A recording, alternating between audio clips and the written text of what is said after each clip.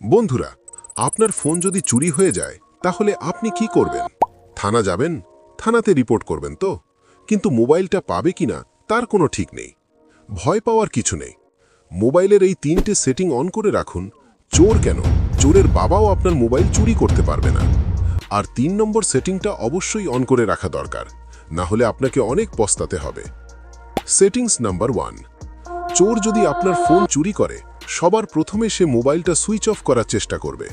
আর আপনি যদি এই সেটিং অন করে রাখেন, তাহলে চোর আপনার ফোন সুইচ অফ করতে পারবে না। হ্যাঁ বন্ধুরা, সুইচ অফ করার জন্য পাসওয়ার্ড লাগবে। তো সবার প্রথমে আপনাকে সেটিংসে যেতে হবে। সিকিউরিটি অ্যান্ড প্রাইভেসিতে ক্লিক করবেন। একটু নিচে এসে মোর সিকিউরিটি সেটিংসে ক্লিক করবেন। এখানে লেখা থাকবে আনলক টু পাওয়ার অফ। এই অপশনটা অন করে নিন। এখন হবে জাদু।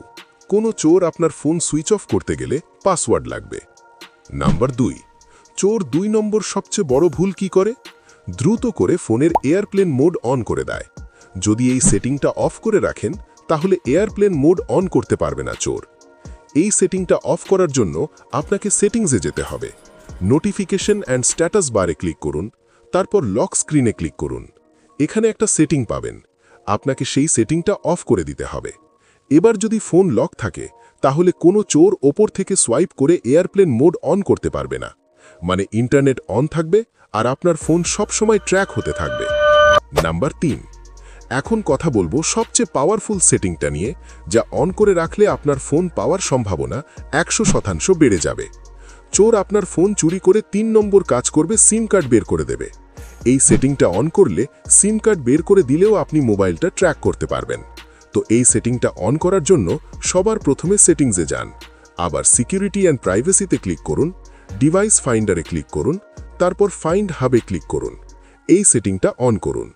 তারপর টার্ন অন ডিভাইস লোকেশনে ক্লিক করে লোকেশন অন করে নিন। ফাইন্ড ইওর অফলাইন ডিভাইসেসে ক্লিক করুন, তারপর এই অপশনটা সিলেক্ট করুন। এখন যদি চোর মোবাইল সুইচ অফ করে দেয় বা সিম কার্ড বের করে দেয়, তবুও আপনি আপনার ফোনের লোকেশন দেখতে পারবেন। তো বন্ধুরা, এই 3টি সেটিং অবশ্যই অন করে রাখবেন। আর ভিডিওটা কেমন লাগলো কমেন্ট করে জানাবেন। ভিডিওটা ভালো লাগলে লাইক করবেন।